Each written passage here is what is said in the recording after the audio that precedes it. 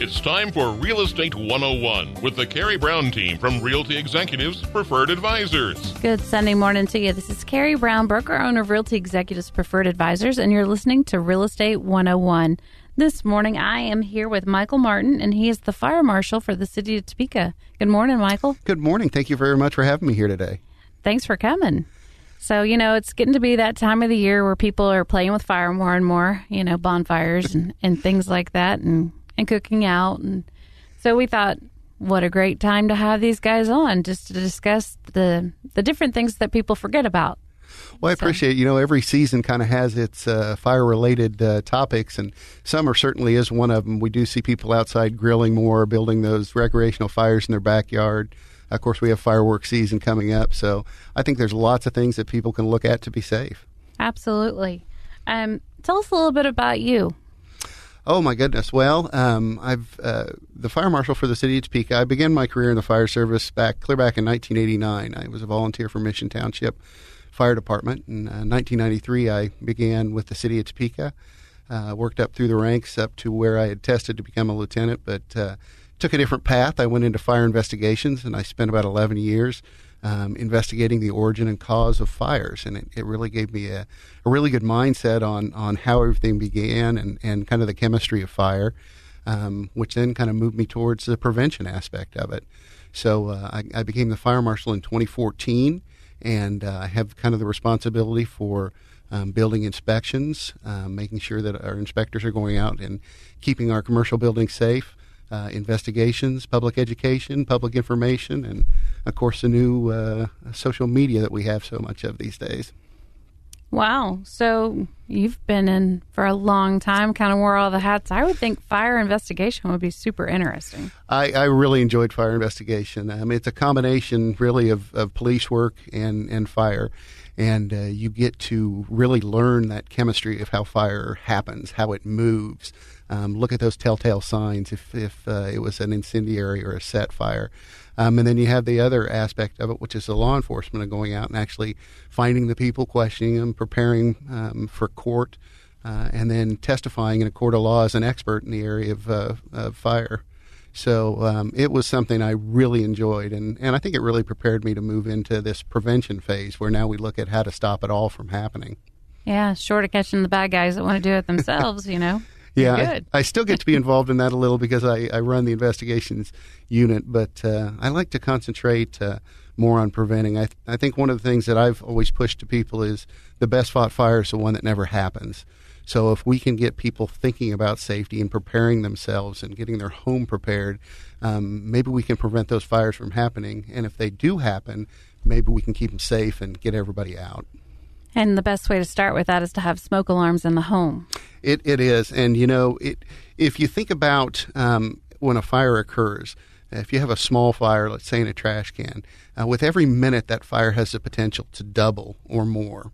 So in the span of a minute or two, we can have a small fire that turns into a pretty big fire and producing that soot, those byproducts that are what keep you from breathing.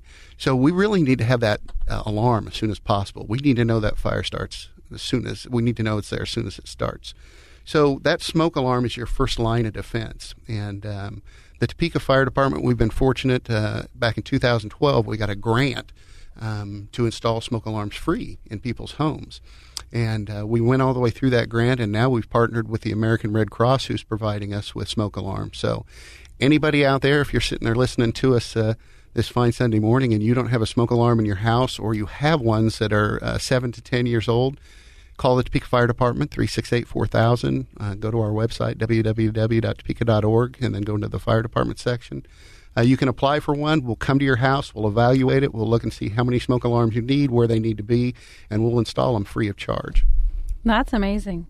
That's a great public service. It really is, and it gives us the opportunity not only to install those alarms, but kind of cover some of the important things that people need to know, planning that home fire escape plan, what we're going to do in inclement weather, getting those go bags, those things that you're ready for, so in case a storm or disaster happens that you can take with you, and gets people thinking about how they need to get out of their house and what they need to do when they do get out. And I think the big thing that most people don't understand is that fire, from what I've been told, and actually had a fireman on the station before on the show, all the synthetic materials that we use these days for carpets and your furniture and everything, that smell, that gas that it puts off, actually is more likely to kill you than the fire is, or it's going to get you first anyway. Yeah, it really is. Back in the day, you go back 100 years, things were made out of natural fibers, cottons, and things like that. And while in certain circumstances they did burn quicker, the material that they off-gassed wasn't as dangerous. But now everything's hydrocarbon-based, and it puts off all these synthetic fibers. They just put off toxic smoke. And so that's what 90% of the time will get the people, is they'll be overcome by the smoke before they can get out. So again, we go back to the smoke alarms and that first line of defense. We don't want to be breathing any of that in. So as soon as we know that a fire is occurring, we want to be able to get out.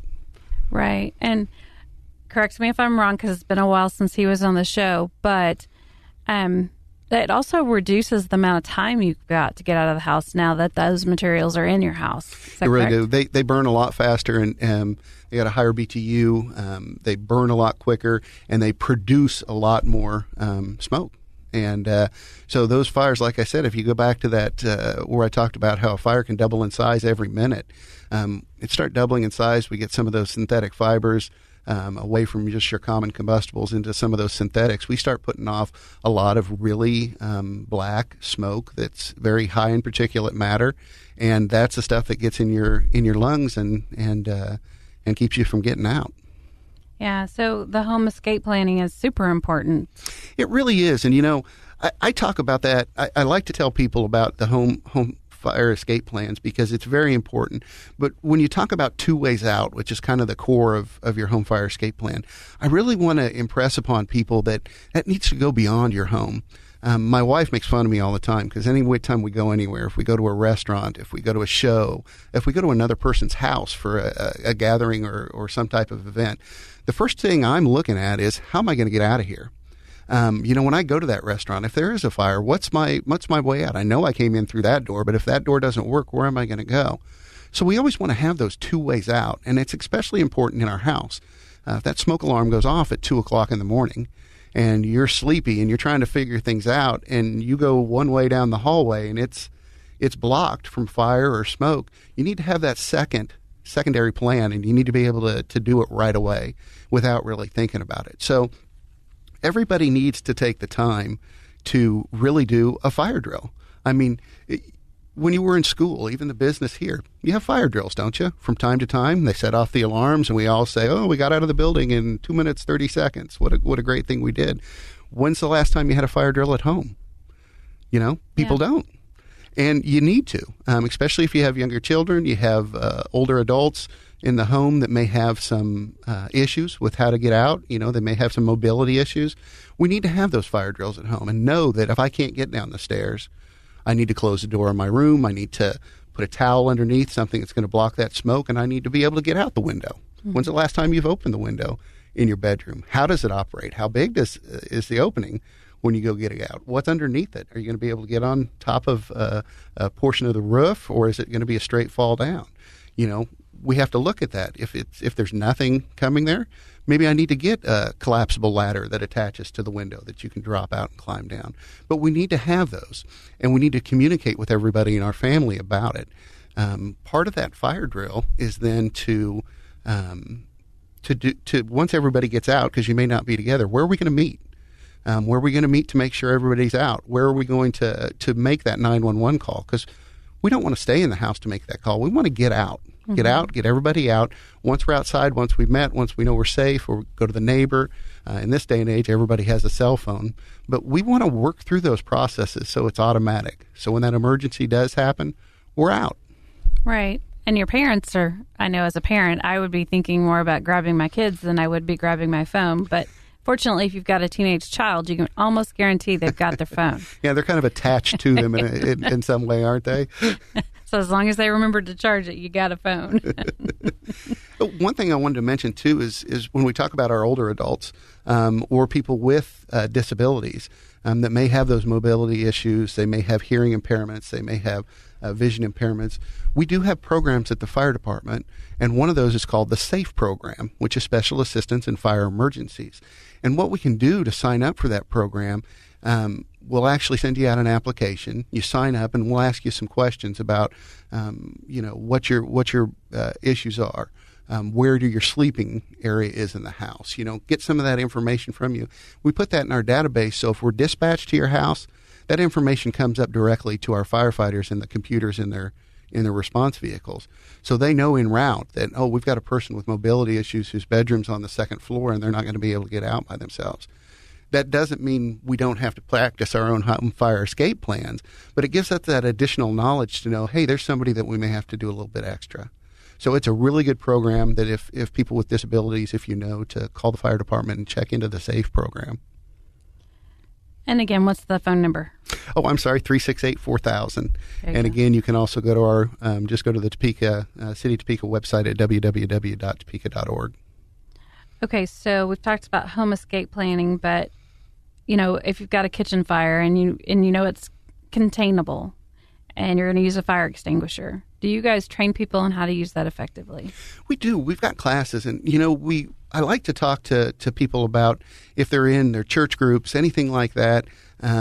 We don't generally go to people's homes to do it, and we put on some classes through the year, but go to your church groups, your civic groups, and things like that, and we'll actually bring out a simulator. We have a fire safety trailer, and it simulates a kitchen fire. And it puts off smoke. It's non-toxic, but it puts off smoke, and you hear the sounds, and it kind of gives you that sensory experience. And we have fire extinguishers that are kind of laser driven. They make the noise and that, but we can teach people what the process is going to be. You got a fire on your stove. Well, we need to make sure to turn the burner off. If we can cover it with a lid, that's our best thing. If we can't, sweep with the fire extinguisher and make sure to get it out. I think people, fire's a scary thing.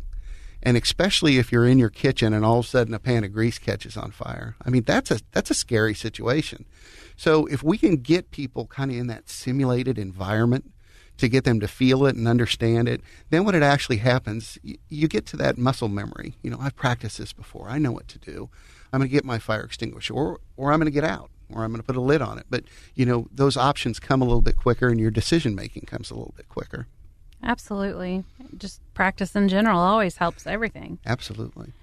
So kitchen fires, that was kind of a fun part of that last show, because I have actually done that, and I did do the wrong thing because mine was a grease fire. Mm-hmm. Tell them what to do. Anytime you've got a pan of grease and you're going to be cooking something, the first thing you need to do before you even turn the burner on is get a proper lid that fits that particular pot or skillet or whatever. A grease fire happens, the lid goes right on top of it. You get some kind of kitchen mitten, something that you can grab or something to put over, put the lid on top, turn the burner off. Get out of the house, call the fire department. A lot of people make the mistake of trying, the old tale of you throw flour or baking soda, or what's even worse is people will try and pick that pan up and take it outside. And what they end up doing is just spreading that fire throughout their house. So where you had some small fire contained in the kitchen, it turns into a fire that's consuming the kitchen, the living room, the front porch, and everything else. I'm just going to say that the flour didn't quite work very well for me. So that's kind of the joke. That's the reason why my husband's the cook. Those fine particles, that's why grain elevators explode, because that becomes a flammable mixture when it's mixed with air. So you throw it in there and it actually exaggerates the fire. So does water. Water will do the same thing. The grease is displaced by the water, so it overflows, and then that fire spreads everywhere. I will mention for a homeowner out there, or even in an apartment, they do have a really neat product right now, and the name escapes me, but it's a fire extinguisher that actually is magnetic, and you clip it to the underside of your vent hood over your stove, and it has a fusible link in it. So if your grease catches on fire, the heat will go up, and it will cause that fusible link to fail, and it will spray a dry chemical down that will extinguish the fire. They're about $15. Hopefully it'll sit there for your entire life and it'll never be used. But in that one instance that it needs to, that's something that could activate quickly and put the fire out. How would that work with a gas stove? Because you've got that heat below. Well, I'm hoping, and I guess I should back up a little bit, that we never leave the room when we're cooking. And that's one thing that really need to impress upon people. If you're going to have that grease, you're going to be cooking your fried chicken or your okra or whatever is going to be in there, it's constantly attended. You need to be there the entire time so that you have the ability to put that lid on, or if something does happen, we can quickly shut off that flame. Or don't do as I do and get on the phone, start negotiating a house, and forget that you're even cooking. So that would be how that happens. It can happen. Okay, grilling safety, because, everybody's going to be out and they're going to be doing it. Let's give them some tips.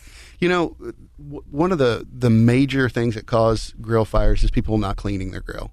So it's like anything else, any piece of equipment that we're going to use, whether you're talking about winter coming on and we need to go and make sure that our furnace is in good shape, the filters are changed, all those things. Anytime you're going to be using any type of appliance, we need to inspect it before it happens. So get that grill out, clean it. Dump the grease collection that's sitting underneath of, the little grease collection can that's sitting underneath there. Take a time to look at the hoses. Make sure if you're using propane that the hoses, the connections are good. It's not frayed. It doesn't have any cracks or anything in there. Make sure to move that away from your house. I'd like to have anybody who's cooking or doing anything be at least 10 feet away from any combustible. So a lot of times we'll see people that will have that grill sitting right next to their house. It hasn't been cleaned. The grease hasn't been dumped out of it. That catches on fire, and that immediately goes right up to the eaves of the house, and it starts the side of the house on fire. So get that grill away from there. If you're going to be using a smoker, get it away from the house. Make sure it's clean. Do a good inspection, and again, pay attention to what you're doing and keep everybody safe. And because it's, fireworks season, I have all kinds of stories of all the things you shouldn't do because we've tried them. But fireworks. Yeah, it's that time of the year. And I tell you, 4th of July is one of my favorite holidays. All my children come back into town. The grandkids come over. We have a big cookout, a big celebration. And I try and hide because I don't want the fire marshal to be the one that started the neighborhood on fire while the kids are shooting off fireworks. But we really need to prepare for fireworks season and think about what we're going to do. One of the things that I think has been my mantra for years when we talk about fireworks is safe, sane, and sober. We want to be safe. We want to pick the area where we're going to shoot off those fireworks, and we want to prepare it. We want to cut the grass down. We want to look where that fallout area is going to be, where those things are going to fall back down. Get your hose out, wet down that area, make sure that there's a lot of dry brush or anything around there. So prepare that area. We want to be safe where it's going to be. Get you something out there that those fireworks can set on so that they're not going to be wobbly on the ground. You want a good base for them to sit on when you launch those off. Get the people back from there. So set up that nice, safe area. And then we move into sane. So we want to be sane about things. It's not time to get the Roman candle fight and start shooting at each other or trying to do the things like that. Read the directions on the fireworks and use them according to those directions. Anything else you do is a potential for disaster. Every year I send out surveys to all the medicists and the hospitals and emergency rooms and all that. And every year I get a pile back of injuries that happen from fireworks. And the majority of those injuries are related to not using the firework in the correct manner. People holding on to them and throwing them and things like that. Those fireworks are meant to be set on the ground and to be lit.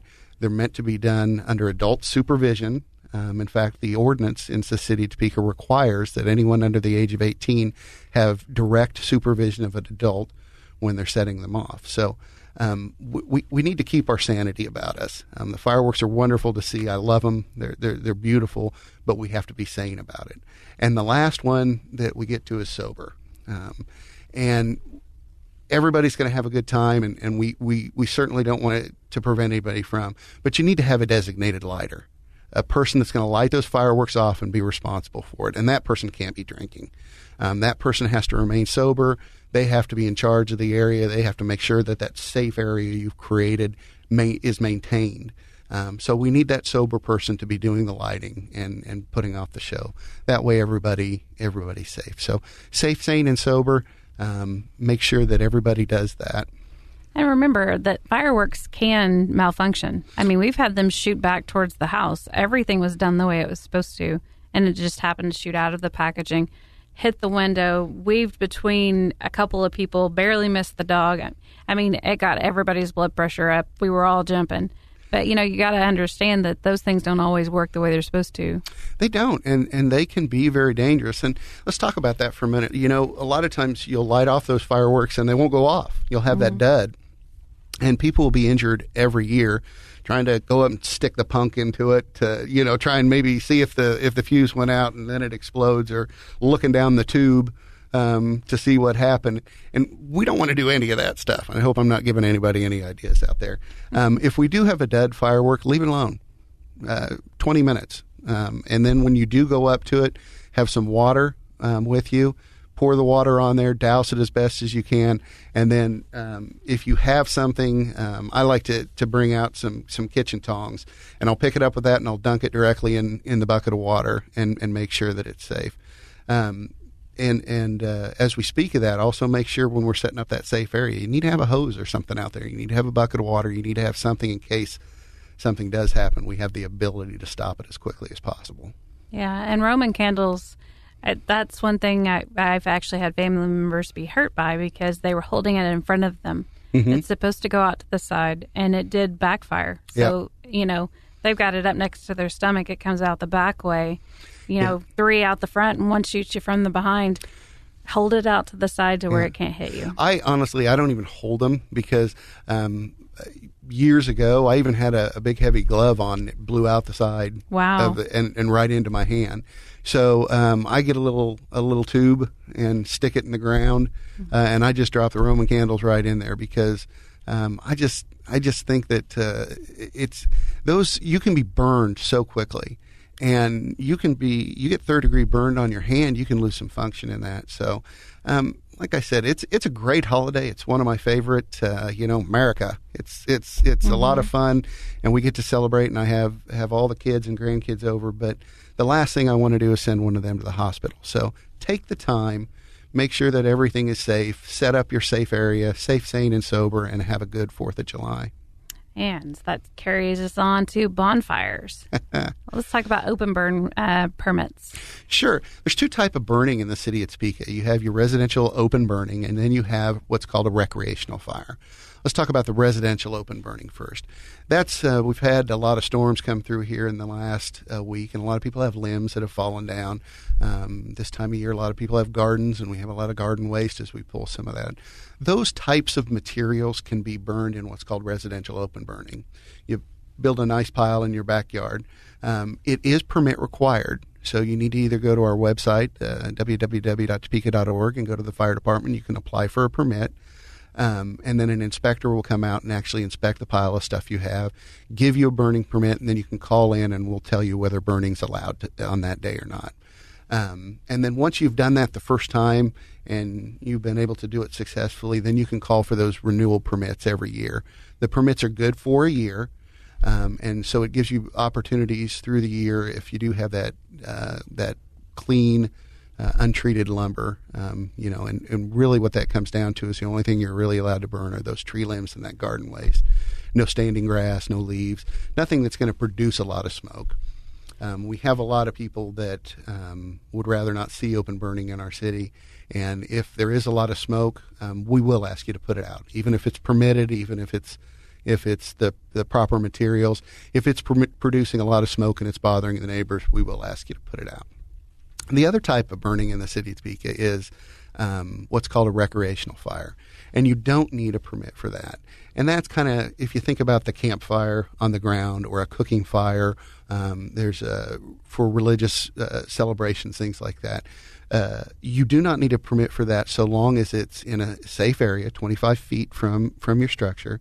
It's on the ground or in a commercially made pit. It's no more than 3 foot in diameter, and then the pile of wood you can have on it can be no more than 2 foot tall. And we still would like for people to call in, or at least to look at the weather to make sure there's not going to be any high winds, any storms coming in, anything like that. But those can be done without permits in your backyard. But once again, if it's producing smoke or if it's bothering the neighbors, then we will ask you to extinguish it as well. So real quick, I do want to talk about a program that we have, because we're going to be talking a little bit about some needs that the fire department has.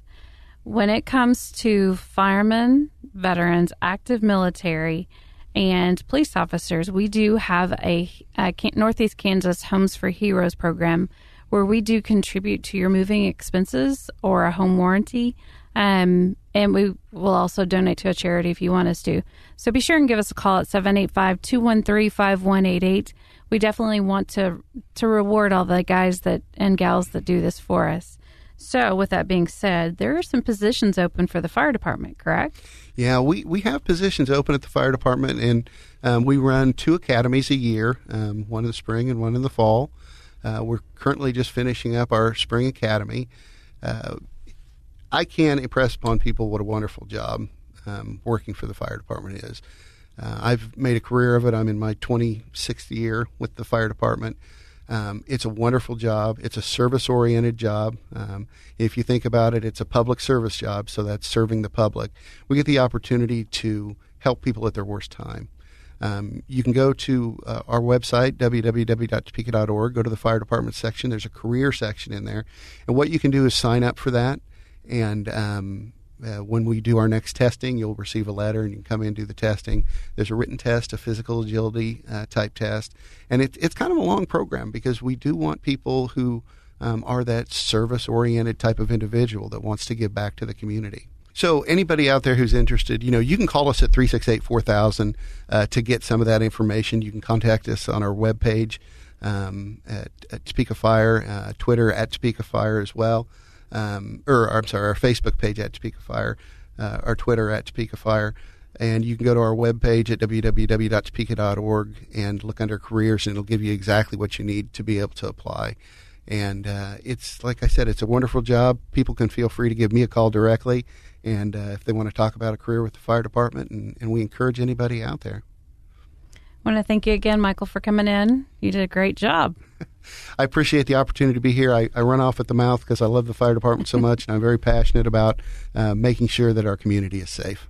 And we appreciate it. And thanks for listening to Real Estate 101. If you're looking to buy or sell, be sure and give us a call at 785-213-5188.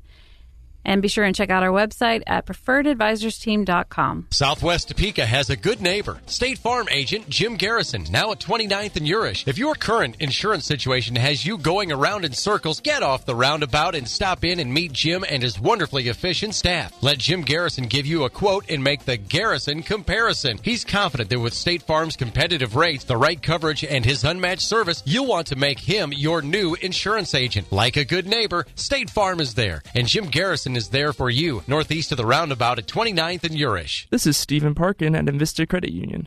Purchasing a home is one of the most exciting and important decisions someone can make. Let me tell you why Invista is the best choice for financing your new home purchase. First, quick pre-approval process. Our fast decision-making gives you the power to act quickly and make an offer on your dream home. Second, local servicing. We service your mortgage in-house. You won't get a long-distance runaround, but a committed professional whose only job is to help you. Third, experienced team. We are dedicated to simplifying the process and educating you through the home buying process. Come by Invista. It's okay to dream. In fact, it's encouraged. We are your home buying partner. Give us a call at 785-228-0149. Thank you for listening to Real Estate 101 with the Karey Brown team from Realty Executives Preferred Advisors. Tune in again next Sunday at 11 o'clock for Real Estate 101.